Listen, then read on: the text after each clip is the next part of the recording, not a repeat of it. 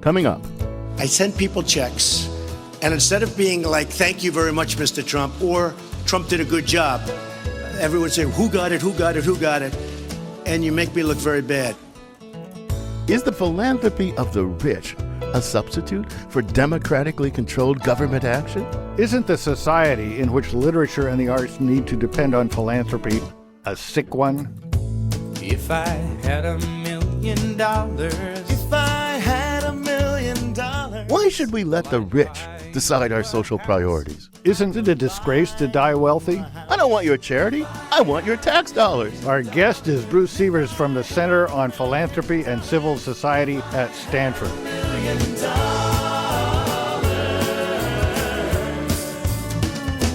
I'd be rich.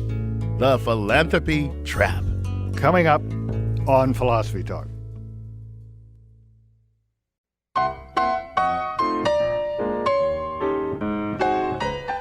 Welcome to Philosophy Talk, the program that questions everything. Except your intelligence. Bonjour, I'm John Perry, coming to you today from Paris, the City of Lights.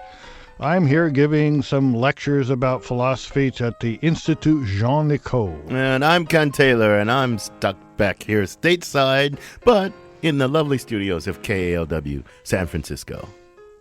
We're continuing conversations that began at Philosopher's Corner on the Stanford campus.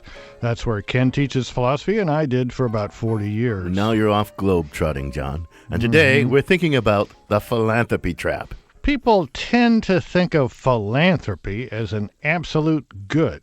But there's a downside that they seldom pay attention to. Oh, come on. Downside? What downside could there possibly be to people voluntarily giving to charitable causes? Surely that's something we ought to encourage, something we need more of, not less of. Well, when the giving comes from the ultra-wealthy fat cats like Bill Gates or Mark Zuckerberg, they're getting tax savings in exchange for the right to set up huge foundations that decide what's important and what's not important. What would you prefer that they do with their money, John? Spend it on fast cars and fancy yachts and meals on the Seine or something? Oh, well, contributions to Philosophy Talk wouldn't be a bad idea. But anyway, why do the super wealthy get to decide what the world needs? How did they become experts on the public good? Well, John, I get your point, but like it or not, we're in a capitalist society. Great inequalities of wealth. Money equals power. And when you've got money, you can influence all sorts of things that regular Joe Schmoes like you and me can't. That's kind of the way the world works, and philanthropy helps us to make the best of a bad world. Yeah, but what you're describing is fundamentally undemocratic. The wealthy should not have a greater say in what counts as the public good or how the public policy is shaped than anyone else. You know, it may not be democratic, but given capitalism and given these great inequalities of wealth, I still want you to answer my question. Given that there are people who are super rich and we're not going to be able to make them unsuper rich, isn't it better that they donate some of their wealth rather than spend it all selfishly on themselves and their families? Oh, don't roll over and play dead. I reject your binary choice. We can do some things. We can make it better. There are other possibilities, you know. Well, enlighten me, oh wise one. Well, how about these great tax breaks? These foundations and gifts are tax exempt. That means we pay more taxes or we get less services than we would if those guys paid taxes on these things. If they actually tax the super wealthy more, we could use that money to do good in the world as decided by the Democratic majority or the small d, you know, the people. Instead of the 1% dictating what counts as the public good, it would be decided in a democratic way by all of us. Well, yeah, right. We, the people, we have so much power in deciding how our taxes are actually spent. Come on, John. You're living in a dream world. Well, we got a representative democracy. It's not perfect, but taxing the rich and pooling their money to tackle major social problems is surely a better alternative than simply letting the 1% decide what's important and what's not. Come on, I'm going to give you a real choice. Do you really think the world would be better without any charitable organizations? I mean, come on, where would we be without the Gates Foundation or the Clinton Global Initiative? They're actually doing great work in the world. They're tackling problems that governments don't seem to have the will to tackle. Well, you say governments don't have the will to tackle these problems? So they certainly often lack the money, and their efforts are obstructed at every turn by right-wing ideologues who think that if the market doesn't provide social goods, the government has no business doing it either. Well, look, I'm going to grant you that the state certainly has a legitimate role in providing social goods, but unfortunately, the state's not always the most efficient actor. I mean, governments can be mired in bureaucracy. They can be slow to adapt and change. And so instead of just leaving it to the market, I don't want to leave everything to the market. Instead of just leaving it to the market forces to tackle social problems, we need what's called civil society. And that's a lot of participation by successful entrepreneurs and other committed people. And it's not just their money that we need, but it's their innovative ideas, too. Innovative ideas. That's the Silicon Valley trademark. So we're going to have an app to solve homelessness. You're drinking the Kool-Aid. Come on, John. That's just a caricature of the tech industry. And it doesn't say anything about real philanthropy. You got to judge philanthropic efforts on a case-by-case basis, and you can't just dismiss the entire enterprise in one fell swoop. Okay, so since we can't dismiss the whole enterprise, we sent our roving philosophical reporter out, Shuka Kalantari, a roving philosophical reporter, out to find out if something called indie philanthropy might be a step in the right direction. She files this report. The word philosophy means love of knowledge. The word philanthropy means love of people. But today, philanthropy has come to mean giving away a lot of money to people. Philanthropic groups in the U.S. donated over $60 billion in 2015 alone. But not everybody is happy about that. I actually am very hesitant about the word philanthropist. Neda Nobari is herself a philanthropist. I think there is this image of entitlement. But Nobari says that's not her game. Once a high-ranking exec in the fashion world, she started the Neda Nobari Foundation to advocate for social and environmental justice. But her foundation does it a little differently. Most philanthropists pick a main pet cause and stick with it. The Susan G. Komen Foundation focuses on breast cancer. The Bill and Melinda Gates Foundation takes on public education. But Nobari focuses on everything from climate change to documentary film. We call it indie philanthropy because in a sort of textbook philanthropic education, the ABC, they tell you not to be spread so thin and have so many focus areas. But Nobari says life doesn't come in compartments. Society is interconnected. One thing always leads to another. So, for example, climate change, environmental challenges that we're facing will be the number one cause of migration and refugees around the world in this century. Climate change leads to mass migration. Mass migration leads to refugees without resources. Lots of poor immigrants leads to xenophobia. So how can I pick one topic and say, we're just going to do environmental causes and not pay attention to the other factors that can address the challenges around social justice issues? Nobari's indie philanthropy group is like traditional foundations in one way. They get a big tax break. In a true democracy and in an ideal situation, people would pay their fair share of taxes, and those taxes would be able to provide the social programs. Programs like free healthcare for all and free higher education. But Nobari insists we don't have a true democracy. A lot of our tax money goes to the military and doesn't leave much room for support for these type of programs. So that's where philanthropy fills the gap. Nobari's philanthropy has ranged from fighting deforestation in Brazil to supporting an indie film about Afghanistan's first rock band coming to America. When you think about an Afghani, you don't visualize a rock band. I think most people visualize a photo of some girl who has had acid sprayed on her face. The story offers a different image. Neda Nobari says in an ideal world, there wouldn't be a need for philanthropy. But we don't live in an ideal world. We live in a capitalistic society. We're driven by profit. Nobari says as long as our government continues to reduce budgets for education, healthcare, and other social services, philanthropists like her will be there to pick up the slack and fill in the gaps. For Philosophy Talk, I'm Shuka Kalantari. I'm John Perry in Paris. Shuka, thanks for that interesting report about nouveau philanthropy. Back in San Francisco, we're joined by my fellow Stanford philosopher, Ken Taylor. And today, we're thinking about the Philanthropy Trap. We're joined now by Bruce Sievers. He's co-founder of the Stanford Center on Philanthropy and Civil Society. He's also a visiting scholar at the Haas Center for Public Service and author of Civil Society, Philanthropy, and the Fate of the Commons. Bruce, welcome to Philosophy Talk. Thank you. Nice to be here.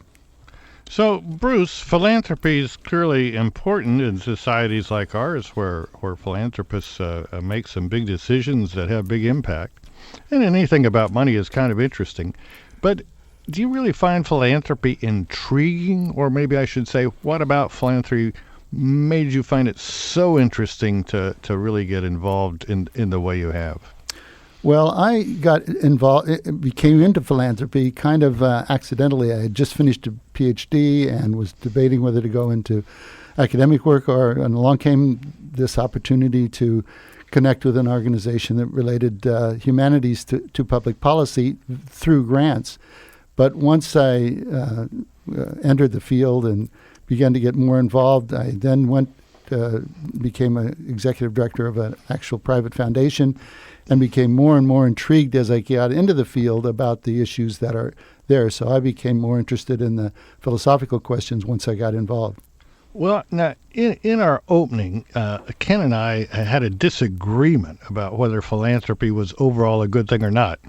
The view I represented, it said it's a fundamentally undemocratic idea and has no place in the ideal state.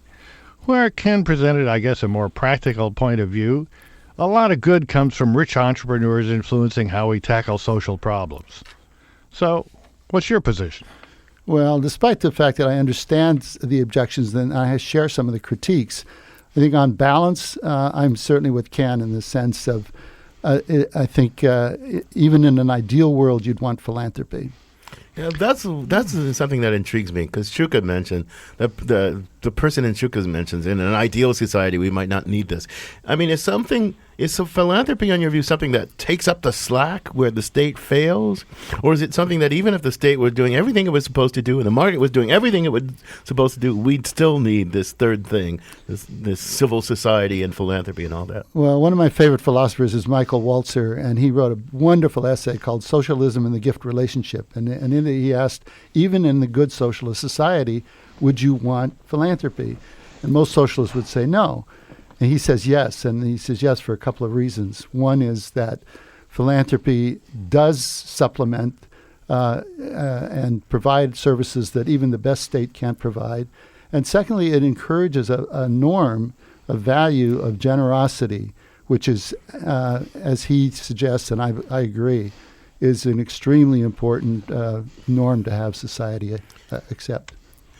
So when we think about philanthropy, American philanthropy in the 20th and 21st century has this peculiar shape to it. That is, when Senator Stanford gave Stanford to the children of California, he didn't get a tax break. I mean, I don't see how he could have because the income tax hadn't been invented. So who could complain about that? I mean, maybe you shouldn't have really rich people with really big ranches, but if you do, who can complain about them doing nice things? But how about all this tax stuff that comes into it? Should we really be giving tax breaks for this? Is it required? Is it really philanthropy if you get a tax break? Well, it is true that there is a benefit, and that Stanford gave the money before the income tax was established, so that didn't apply. And yet, what we are suggesting is that it's society's modest encouragement of this arena of activity in civil society that really is vitally important as a complement to both the market and government.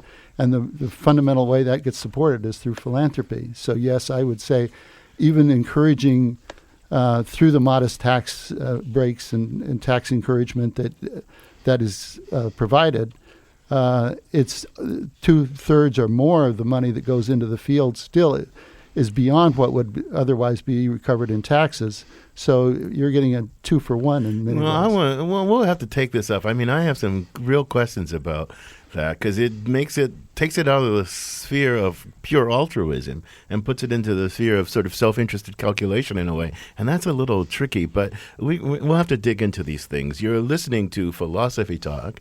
Today, we're thinking about the Philanthropy Trap.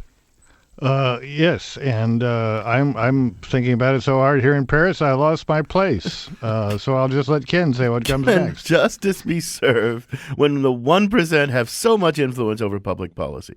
Is philanthropy fundamentally undemocratic? Shouldn't we just tax the rich instead? Philanthropy, justice, and democracy, plus your calls and emails when Philosophy Talk continues.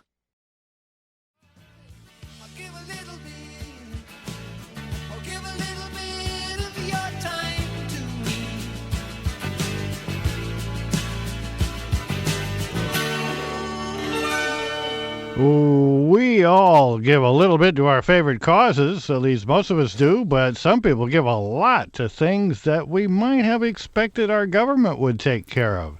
Is that a good thing? I'm John Perry. This is Philosophy Talk, the program that questions everything. Except your intelligence. I'm Ken Taylor. We're thinking about the Philanthropy Trap. Our guest is Bruce Sievers from Stanford. He's the author of Civil Society, Philanthropy, and the Fate of the Commons. So, Bruce, I think philanthropy is a good thing, but I got to admit that I do have worries. One of the worries is that philanthropy amplifies the voices of the rich and powerful, and it turns over to them, it delegates to them the decision as to what counts as a public good worth funding and to what degree, rather than those kind of questions being decided in a democratic way. I know you like philanthropy. I know you think even in an ideal society there would still be philanthropy. But does this kind of thing worry you at all? Sure. I think that is the Achilles heel of the field, that there's a danger that private wealth that controls a lot in society anyway also gets extended into the social sphere. But I'd have two questions. One is, what is the alternative? The alternative seems to be a more kind of confiscatory tax policy, which has its own problems. And the other piece is that it isn't as if there's one single point of view being championed by a single philanthropist. It's an incredibly diverse field, even among the wealthy, which have very different agendas.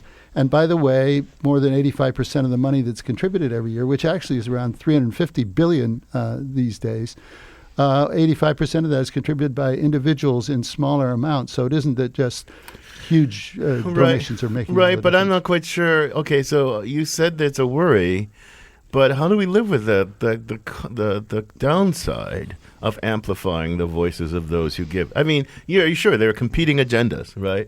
So what decides which agenda wins out? We in the state we have elections, we have recall and all this stuff. We have these deliberative procedures. Right. Some philanthropist says, "I'm going to decide that X deserves $100 billion more dollars." I mean, well, if you think that the outcome of the democratic process right now is the ideal way to support social activities, I think I'd say that's a mistake. I think there's a reason for having both modes. One is a majoritarian decision. The other one is this pluralism. Rob in Richmond, I think you have a point on this. Yeah. Your guest gave it away when he said confiscatory. I'm sorry. It's probably a libertarian sensibility. There's a communitarian sensibility here too. These rich people have no constituency, even less than the Sun King. They could get up in the morning and with massive amounts of social resources, and they are social resources, say, I'm going to have lunch, or maybe I'll buy Norway or arm South Dakota to secede from the U.S. And no one would say anything to them. And they can do that. And the problem here is the social resources have no constituencies save that one person. And that's anti-democratic. It's anti-communitarian. And you could do philanthropy on the, let's say piece it out and have your, whatever structure. But the way we've set it up in this society, we're saying, society isn't working. Therefore, we have to have our saviors. Yeah. So Rob. And so, so wait a minute.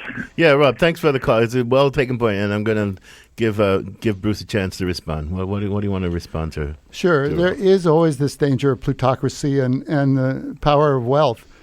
All I'm suggesting is that, again, there's a variety of points of view that are expressed in the field. Worrying about climate change, worrying about kids and growing up without adequate health care and so forth.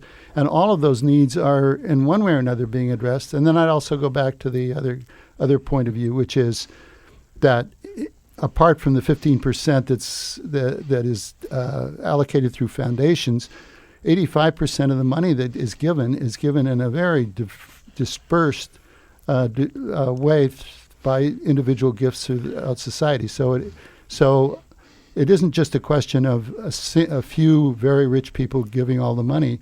The money comes from a huge range of sources. So I think it sounds to me like there's a kind of defense of pluralism kind of thing behind your point of view. And I want to ask you, because I reading your book, it seems to me pretty clear that you're a big fan of what people call civil society. Right. On the one hand, there's the market, which is private, purely driven by private self-interest. Right. On the other hand, there's the state, which hopefully a democratic state, which is driven by deliberation and collective decision-making of some kind. And then there's in between that, between the market and the state, there's this other sphere, the civil society, which is an arena in which citizens freely associate, freely act, pursue a variety of goods. And you seem to think that the civil society is actually, the thriving of civil society beyond the market and beyond government is like really important to a well-functioning state. Absolutely. For one reason, it can think potentially in longer terms and does. For instance, future generations. In the market, it's worried about the next quarterly return. In government, it's worried about the next election. And so both government and the market are almost inevitably short-sighted, whereas in civil society, there's an opportunity, and it's taken, to look at the longer view. So, I mean, I was thinking that, I don't know what you or John think about that. I was thinking that one response to Rob, from your point of view, might be, well, yeah, there's a downside to letting the civil society, because of the pluralism of civil society. Some things are going to be pursued within civil society that I might not approve of, and that might not win the election. But letting a multiplicity of projects be pursued within civil society, not through the market and not with the coercive arm of the government, is a good thing for a flourishing society. Absolutely. I think pluralism is the strong point of philanthropy and of civil society in general. And as I say, civil society depends in part, significant part, on philanthropy to survive, because your other two sources of support for civil society are what? They're earned income, which is like a market. The more you have to rely on earned income, the more you end up looking like a market or organization. Or you can rely on government support, and the more you rely on government support, the more you become looking like government. So, John, I wonder what you think about this, because you were arguing, Well, let me go back to something Rob said. I think he mentioned arming the militia in South Dakota. So this year, I've spent a lot of money supporting actually two candidates and some local candidates. I give money to both Hillary and to Bernie because I like them both. And none of that is tax deductible. So there are limits on our encouraging giving through tax deductions. But I wonder if you could just tell me a little bit about how extensive those limits are. I mean, for example, when Bloomberg gives a lot to advocate gun control, is that deductible? Are contributions to the NRA deductible? Do we have any conception of what's appropriate and inappropriate aside from political campaigns? Yeah, that's one of the most difficult arenas, is where how that line gets drawn. But there are specific legal limits. For instance, you cannot support a political campaign straight out through a tax-deductible donation. That's illegal. You may remember a year or so ago that there was this huge question with the IRS about whether they were anointing particular entities to be tax-deductible or not. Based on political orientation. So there's real limits in terms of what can be done in terms of the political side of this. But Bloomberg can, for instance, support organizations that educate about problems of guns and violence, just as the same way that people can support organizations that may be pro, Second Guns and Amendment violence. so forth. Pro Second Amendment, I guess we'd say. But if you get into advocating in a political campaign, that's off limits. William in Belvedere, welcome to Philosophy Talk, William. What's your comment or question? Yes, thank you very much. This is sort of a variation on what President Obama said in a campaign when he was saying that to wealthy people, oh, you think you did that yourself. If you didn't have that highway to take your goods on, what do you think you'd be able to do? I'd like to just, in that connection, for instance, patents. Society as a whole grants to individuals patents. Patents allow the individual to have a benefit in the sense that they can be the sole producers of the item for an extended period of time. I'd appreciate your views and the guest views on whether the fact that society grants, in a sense, increased income to that individual by the patent system doesn't impart to that individual an obligation to pay back society for that exclusion that person gets for that period of time. So, William, let me see if I get the thrust of the question. I'm going to try and rephrase it and see if you agree with the rephrasing. So you want to argue that kind of charitable charity sounds like a discretionary thing. Right. It's up to you. You want to say, no, since we empowered you to make in ways that enabled you to be wealthy, you owe us. It's not just charity. It's a kind of obligation. Philanthropy is a kind of obligation. I think some rich people actually feel that, Bruce. What do you think? Sure. I mean, I think clearly there is a sort of we're all beneficiaries of the social investment that the rest of society has made and that our predecessors have made. But I just think that there is a room, an arena that's there where there's room for voluntary action over and above what is mandated or expected by the government in return. I think an example is we get tax credits for solar panels on our houses. That doesn't mean the government owns the solar panels. It means that society has made a decision to encourage a certain kind of behavior. Yeah, but I'm thinking though, I would take William's question in a different way. I would think from the point of the view of the state empowering philanthropy. Right. It's like I'm going to power the free association, the liberty and pluralism of the citizens, but the ethos of the citizen should be, okay, given that structure and given the social benefits I see, I now owe it, not as a legal obligation, but I now owe it to society at large. Absolutely. I think the adoption of a voluntary norm is absolutely right, that one should feel that obligation.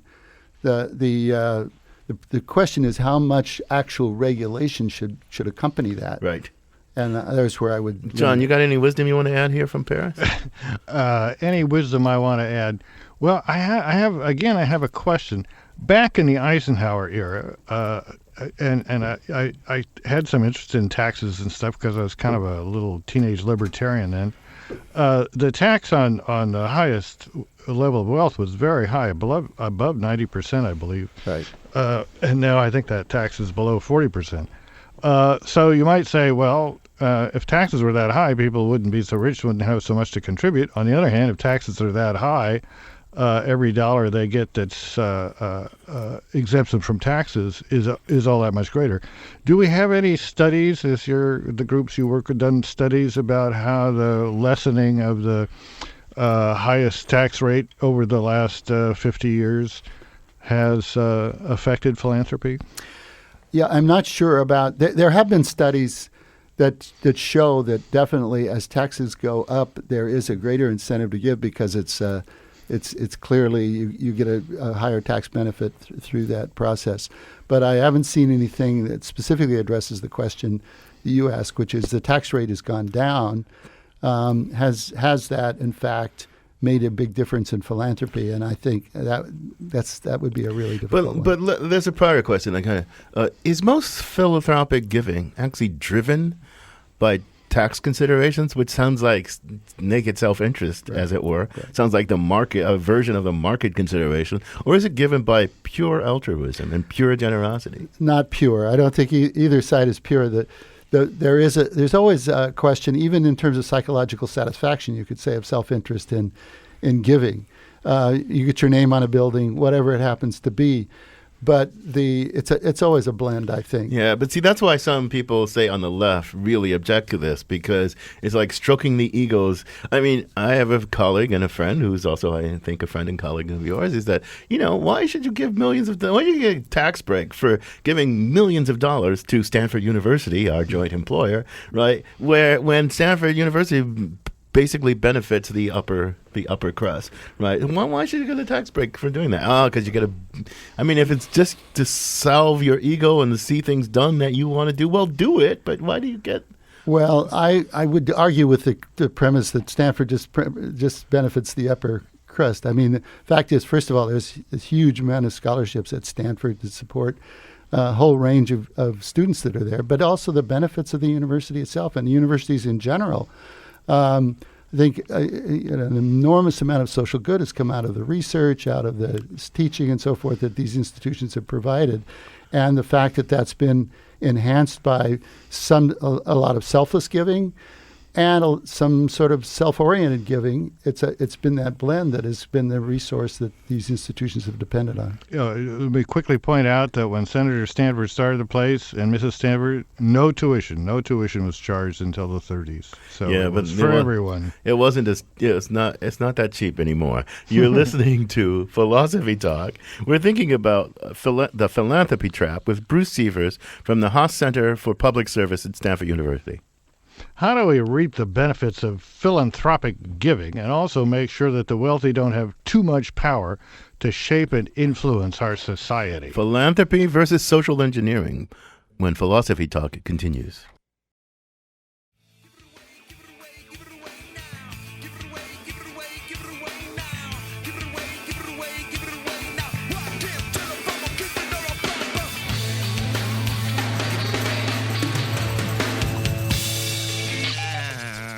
So, give it away, just like the Red Hot Chili Peppers tell you to, and if you give enough away, you get a huge tax break. But how about the rest of us? Do we get to vote on where you should give it, or how big your tax break should be? I'm John Perry. This is Philosophy Talk, the program that questions everything. Except your intelligence. I'm Ken Taylor. Our guest is Bruce Sievers, author of Civil Society, Philanthropy, and the Fate of the Commons. And we're thinking about the Philanthropy Trap. And we've got a caller on the line, Irene from San Francisco. Welcome to Philosophy Talk, Irene. What's your comment or question? Hi. So I had one point that I was going to make when I started calling, but Irene. Once I've listened to your conversation, it reminded me that, I have artist friends who don't qualify as nonprofits, and I give them money every now and then as a middle class, friend. Like, that's the kind of society we should just be having, is everybody has a contribution, a special nature, and our whole education system and economic system should be about finding that contribution they should make, right?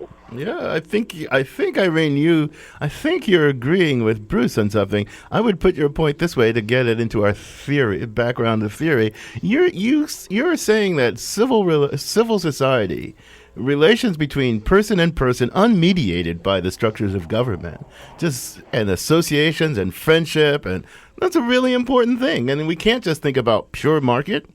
You don't give to your artist friend out of a market consideration, or pure government. Without the civil society, we can't really live together in a. What do you think about that, Bruce?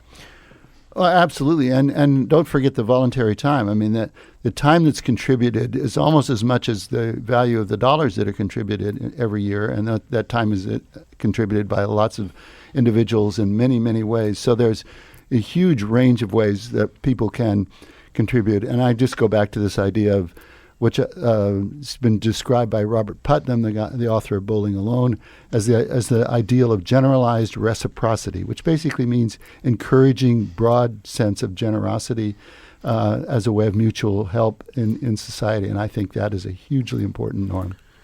I worry. Go ahead, John. Sorry. Yeah. So there's something that was said about Donald Trump, and I don't want to get political here, but I don't know whether it was President Obama that said it or I don't know, somebody on TV. He said he's like a guy that wakes up on third base and assumes he must have hit a triple. Now, one has a sense that a lot of really rich people are not like that. I don't think Warren Buffett is like that. For the one place he didn't wake up on third base, right. And he did hit a triple. But should there be some objective measure that tells people, given their particular entrepreneurial bent and their source of wealth and so forth, how much they really depend and should be grateful to the particular American institutions like the interstate and the relatively stable dollar that made this possible? Would that be a good idea? Well, sure. Buffett himself says, how would he do if he had grown up in Africa or something? I mean, he attributes his own wealth to the enormous benefits of society that he's grown up in. But I think that's a given, and that ought to be encouraged in people's thinking universally. But I don't think that relates very much to the question of whether what kind of norm he has when he thinks about giving things back to society. But one of the things, if I were a Peter Singer type utilitarian, I would think, well, hardly any of us are doing enough. And if we leave it to sort of voluntary decision-making, purely voluntary decision-making, so Buffett gives some significant percentage of his wealth. Gates gives some significant, but they still live really high on the hog where the world is filled with suffering, and most of us give almost no percentage of our wealth. And we Westerners, Singer would say, have an obligation, a moral obligation, to give much, much, much, much more than we do. Not to be too hard on the philanthropists, but we shouldn't overpraise them. Warren Buffett lives in Omaha. He and I grew up in Nebraska. Warren, as I like to call him. I've never met him. But, he lives in a relatively modest house in Omaha and has Diet Coke and Cheetos for breakfast every morning. So he's not really an excessively obscene consumer. No, I mean, there are two things here. One is the sort of the operation of capitalist society and this tax structure. And I think that's a kind of important issue that needs to be debated. But I think it's somewhat separate from this idea of a norm of giving and giving back to society. I think there is it's not just that there's excess wealth out there, it's that there are important things that can be done through this means of voluntary giving. Yeah. And the alternative, one is just to go spend it on yachts. The other one is if you, for instance, were to tax it or eliminate the tax deduction, so what do you want, another B-1 bomber as a replacement? The Saeed in Oakland's on the line. Welcome to Philosophy Talk, Saeed. Yeah, it's philosophy, it's the voluntary contribution or, altruism or taxes, the two things to keep them separate. Taxes is for the community, for the, whereas individuals can be voluntarily give as much but not get a tax break. Taxes should be used by the government to direct some direction, like solar panels you were mentioning earlier. Whereas if I want my purpose to be fulfilled and I want to give money, it should not be tax deductible. I will get what I want from what I contribute, but not have a tax break, because that changes the whole good nature. I got your point, Saeed. So what do you think, Bruce? But what's wrong with government encouraging in a modest way that sort of behavior. I mean, again, just like solar panels, government is encouraging all kinds of things, and in this case, it's a pluralistic supply of social goods. Right. So, so the government sometimes tries to supplement the activity of the market or regulate the activity of the market, right, by providing goods or subsidies for goods, on buying them on the market, right, or establish markets. That's a good thing for the government to do. But civil society, which is distinct from the market, is another thing. I mean, you kind of convinced me that civil society is another thing that the government should not just take note of and be indifferent to, but should say, hey, I will do my part to make sure that civil society is well-functioning and thriving. Should actively encourage. And it's the encouragement of the distributed, pluralistic supply of social goods, of common goods. It's just another way of doing it. Instead of trying to make it a process that is decided by, say, 51% of the electorate, which basically is what government goods are done by. Instead, it's suggesting there's a whole range of kinds of things that have to do with public benefit that can be supplied in a very pluralistic way. So, John, since I can't look you in the eye and read you, so what do you want to add to that? Do you want to add something? Well, the view I took in the introduction was a little bit extreme, and it seems to me it's worth mentioning that there's a lot of things, some of which I don't care too much about, like opera, and other things I do care quite a bit about, like private universities and certain kinds of art and so forth and so on, that are never going to get the approval of Congress for government to spend money on them. Certain kinds of art are very controversial, for example. So I do think philanthropy, on balance. I mean, whenever you discuss whether something's good, there's always a given, Are we talking about the ideal state? Right. What's the point of that? Maybe ideally there wouldn't be any big tall mountains we couldn't climb, but there are. So what do we do with it? You got a quick response? So the system we have, it seems to actually play a pretty good role, in my humble opinion. You got a quick response? No, I would just agree. I mean, I think it's a balancing act. For sure, you need to have some kind of oversight and feedback process, and I think that's, again, an Achilles heel of the field, that it lacks, especially the large foundations, a true negative feedback process, which it needs. But I think fundamentally the social purposes that it benefits, it's done in a very good and effective way. We've got time for one last caller. Jack in Berkeley. Be brief and to the point, Jack. Welcome to Philosophy Talk. Thank you, guys. I think we need to call on Ken as a roving philosophical reporter here. He's in Paris. I don't know, Ken, how often you visited or how long you've been there. That's John who's in Paris. I beg your pardon. John that's in Paris, yeah. I live there 6 months each year, and I invite John to just look around and report to us that they're living in a society where basically everything is funded through taxation and government, very little through philanthropy, and yet when you look around, you see a life that understands that beauty is an essential nutrient to the human soul, where language is an art form, where there's excellent basic universal medical care, et cetera, et cetera. I could go on. So I just want to know, what's John's report? Well, my report is very much like you say. I've been in France, spent time in France for many, many years.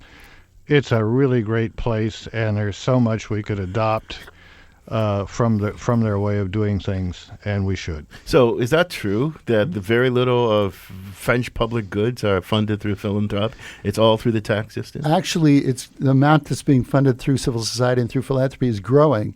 And for the very reasons that we champion it here, that is, there's a feeling that even with all the good things the government provides there's a certain amount of negative bureaucracy and so on that's inherently involved in government. So last quick question. So if we had a well-functioning socialist society, right, where people were taxed and weren't these great disparities of wealth, this is a hypothetical, would we still have the need for civil society and philanthropy, on your view? And why would we still need? Again, I just go back to Walzer. I think that he stated so beautifully, that is, even in a society, he says, because in a situation where poverty has been abolished, it will still be the case that people experience fear and want, and they need help. And that means there has to be a place for what he and Richard Titmuss, of sociologists, called the gift relationship. And that relies, again, on this voluntary sense and mutual self-help, not something that is mandated. Well, that's really interesting, Bruce. This is a fascinating topic. I wish we had more time, but I got to thank you for joining us. Thank you. Our guest has been Bruce Sievers. He's a co-founder of the Stanford Center on Philanthropy and Civil Society. He's a visiting scholar at the Haas Center for Public Service, and he's author of Civil Society, Philanthropy, and the Fate of the Common. So, John, you got any last philanthropical thoughts briefly from Paris for us? Well, if I had a lot of money, I think I would give some of it away and be glad for the tax break. And if somebody with a lot of money wanted to get a tax break and give me some for some worthwhile purpose, I would probably accept it. So it would be hypocritical of me to be too critical of philanthropy. Yeah, I mean, it seems to me philanthropy is a very good thing. It should be regulated and controlled. And the pluralism, I mean, Bruce actually really convinced me of things that I wasn't convinced of before. The absolute importance of the non-governmental, non-market sphere of civil society. But you know what, folks? This conversation continues at Philosopher's Corner at our online community of thinkers, where our motto is cogito ergo blogo. I think, therefore I blog. And you, too, can become a partner in that community just by visiting our website, philosophytalk.org. You can also follow us on Twitter. Isn't that exciting? We're at PhilTalk Radio. Now, here's a guy who's got speed to give away. He ended up on third, but he ran there talking all the way. It's Ian Scholes, the 60-second philosopher. Ian Scholes. Philanthropy began as a classical trope indicating a love of and faith in humanity. Aeschylus coined the word in a play about Prometheus, who first gave culture to primitive humans. Well, fire anyway. In the Middle Ages, love of humanity was superseded by religious equivalents, like charity, exercised more for personal salvation than love of humanity, or so some claim. After a series of religious wars, the New World beckoned. Capitalism was born, the secular reared its head, and civilization as we know it became inundated with societies for the advancement of this, that, and the other, men's clubs, guilds, associations. Philanthropy came to mean a private activity as opposed to a government or church mandate that would improve society in some way. And it came to pass that the Gilded Age begat 20th century philanthropy. Take Henry Clay Frick and Andrew Carnegie, steel magnates, labor-squashing titans of industry. Frick was responsible, more or less, for a great melee between Pinkerton agents and protesting workers, resulting in 10 dead. Frick and Carnegie, along with 50-plus other rich dudes, also had a private lake that had been a reservoir. Like so many today, they were not big on infrastructure. The dam broke, and over 2,000 people were killed in the resulting Johnstown flood.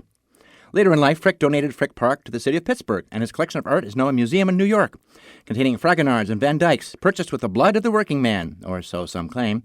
Andrew Carnegie, meanwhile, shelled out money for public libraries, over 2,500 of them, including one in my hometown, built in 1904. This is an American thing. Rich guys get rich and do entertaining and or ruthless things with their money, building a vast empire of whatever, leaving a trail of broken lives in their wake along with employment, and, of course, the gleaming empire of whatever, which will exist for 1,000 years, well, 50 or so, before being disrupted, as we now say, by the next Ozymandias. Anyway, we've come to expect our billionaires to do the right thing, though they are under no obligation, really. An opera house, a hospital, the wing of a museum, at least, a symphony, cancer research. Now, lately, philanthropy has been questioned because we're a bunch of busybody fuss budgets with Twitter accounts. The Clinton Foundation was set up to help people meet the global challenge of economic interdependence. This means earthquake relief and microloans, the latest philanthropical buzzword. But does it also mean the Clintons are grifters, scamming the world out of its hard-earned dollars? So some claim. The Bill and Melinda Gates Foundation, the largest private foundation in the world, gives us warm fuzzies, but its education arm is too agenda-driven, specifically anti-union and pro-charter school. It does more harm than good, so some claim. And it's hard now to tell the difference between acts of philanthropy and capitalism. It's the sharing economy, isn't it? Sharing is good. Disruption makes things better. We're all cab drivers now. Every home is a hotel. And there's billionaire Peter Thiel so mad at the online yellow journalism thingy Gawker, because of things Gawker written about him, that he funded a suit against Gawker from wrestler Hulk Hogan, which has wound up forcing Gawker into bankruptcy. Take that, snarky gossip blog. That was an act of philanthropy, or its modern equivalent, so some claim. Well, some thought Trump University was a real school, too, caveat emptor, and also beware of thin-skinned libertarians bearing gifts. This week's Gawker could be next week's Washington Post, which was bought by Amazon's Jeff Bezos as an act of charity, or so some claim. I gotta go.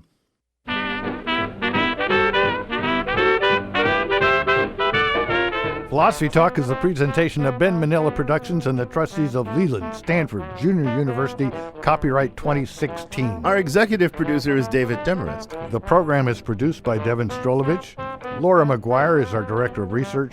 Dave Millar is our Director of Marketing. Thanks also to Merle Kessler, Mark Stone, Erica Topit, and Ted Muldoon. Support for Philosophy Talk comes from various groups at Stanford University and the partners at our online community of thinkers. And from the members of KALW San Francisco, local public radio, where our program originates. The views expressed or misexpressed on this program do not necessarily represent the opinions of Stanford University or of our other funders. Not even when they're true and reasonable. The conversation continues on our website, philosophytalk.org, where you too can become a partner in our community of thinkers. I'm John Perry. And I'm Ken Taylor. Thank you for listening. And thank you for thinking. I'm the only one in the world could raise almost $6 million for the veterans, have uniform applause by the veterans groups, and end up being criticized by the press.